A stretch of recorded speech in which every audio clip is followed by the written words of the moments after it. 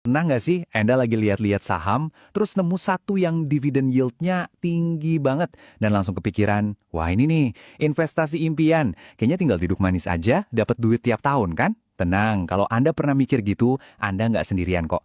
Tapi hari ini kita bakal bedah tuntas, apakah fantasi itu beneran seindah kelihatannya, atau jangan-jangan ada sesuatu di baliknya. Jadi pertanyaannya sederhana banget. Apa benar dividen yang jumbo itu otomatis berarti investasi kita aman dan terjamin? Atau jangan-jangan ini malah sebuah jebakan cantik yang kita nggak sadari? Oke, ayo kita selami bareng-bareng. Perasaan kayak gini tuh umum banget, dan ya jujur aja, siapa sih yang nggak suka dapet dividen tuh rasanya kayak dapet gaji pasif, ya kan? Nah, perasaan aman inilah yang bikin kita tergoda, tapi justru disitulah letak bahayanya. Ini dia poin paling pentingnya, dan kita harus ubah cara pandang kita. Anggaplah dividen itu bonus. Sekali lagi, bonus bukan gaji pokok. Karena yang benar-benar nentuin investasi kita aman atau enggak, itu ya kesehatan bisnisnya. Bisnisnya sehat enggak, arus kasnya kuat, masih bisa tumbuh nggak ke depannya? Nah, itu yang jauh lebih penting. Oke, kita masuk ke tanda bahaya yang pertama. Kalau sebuah perusahaan itu terlalu royal, bagi-bagi dividennya kebanyakan dari untungnya, ini justru bisa jadi sinyal yang kurang oke loh. Nah, buat ngukurnya ada satu istilah kunci, namanya rasio pembayaran dividen atau dividen payout ratio.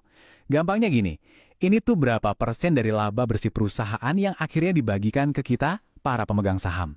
Misalnya, perusahaan untung 100 miliar, terus yang dibagikan jadi dividen 80 miliar. Artinya, rasio pembayarannya ya 80%. Simple.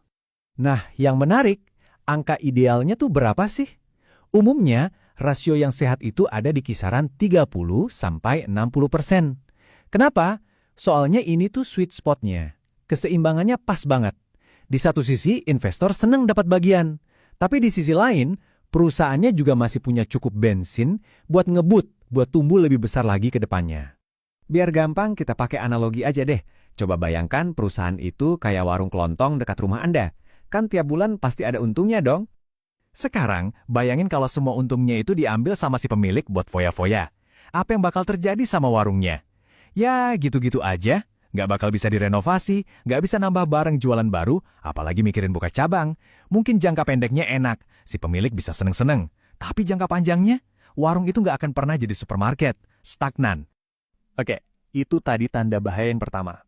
Sekarang tanda bahaya kedua, dan yang ini, jauh lebih gawat. Yaitu ketika perusahaan bayar dividen bukan dari untung, tapi dari utang. Gali lubang, tutup lubang. Ini benar-benar salah satu jebakan paling berbahaya. Analoginya pas banget. Ini tuh sama aja kayak Anda pengen kelihatan sukses, terus traktir semua teman pamer di media sosial, padahal diam-diam tagihan kartu kredit Anda udah numpuk dan nggak tahu gimana cara bayarnya. Keren dari luar, tapi dalamnya kropos, tinggal nunggu waktu aja buat amruk. Di sini kelihatan jelas banget bedanya. Perusahaan yang sehat itu bayar dividen dari laba dan arus kas yang beneran ada, uang nyata. Nah, perusahaan yang gak sehat, yang mungkin untungnya tipis atau malah rugi, mereka terpaksa ngambil utang baru. Kenapa? Ya cuma demi menjaga citra sebagai perusahaan baik hati yang rajin bagi-bagi dividen. Terus gimana cara kita tahu sebuah perusahaan ngelakuin ini? Gampang. Anda cuma perlu cek 3 hal ini di laporan keuangannya. Pertama, kasnya tipis nggak?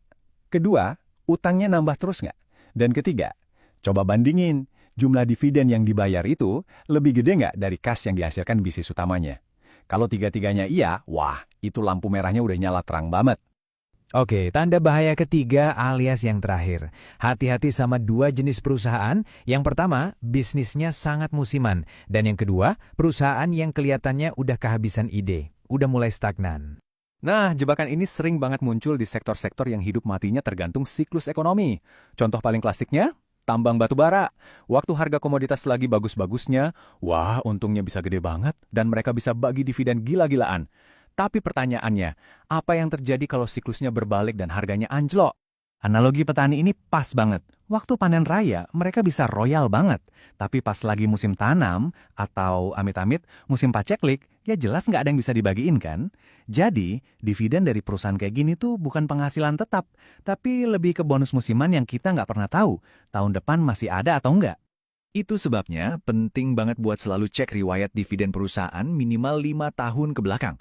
Grafiknya stabil dan naik terus nggak? Atau malah naik turunnya ekstrim kayak roller coaster gini? Kalau fluktuatif banget, itu artinya dividennya bukan gaji yang bisa kita andalkan, tapi cuma bonus dadakan. Selain itu, waspadai juga tanda-tanda stagnasi lain. Contohnya perusahaan itu cuma dijadiin sapi perah atau mesin ATM buat induknya, duitnya disodot terus. Atau coba lihat belanja modal alias capex-nya. Kalau angkanya turun terus, itu artinya perusahaan udah males investasi buat masa depannya sendiri. Ini semua sinyal kalau masa depan perusahaan mungkin nggak secerah dividennya hari ini. Oke, kita udah bahas 3 tanda bahaya utama. Sekarang, pertanyaannya, sebagai investor yang lebih cerdas, gimana seharusnya kita menyikapi ini semua? Intinya sebetulnya cuma satu. Jangan pernah, sekali lagi, jangan pernah terbutakan sama angka yield dividen yang kelihatan tinggi. Angka itu cuma tampilan luarnya aja, yang paling penting itu adalah pondasi di belakangnya, yaitu bisnis yang sehat, kuat, dan masih punya ruang buat tumbuh. Selalu kembali ke pondasi bisnisnya. Pada akhirnya, ini pertanyaan yang harus selalu kita tanyakan pada diri sendiri. Dividen yang besar itu bukan akhir dari analisis kita, tapi justru titik awalnya. Jadi setiap kali Anda melihat dividen jumbo, coba tanyakan ini. Apakah ini cerita tentang kemakmuran dan rasa percaya diri sebuah perusahaan?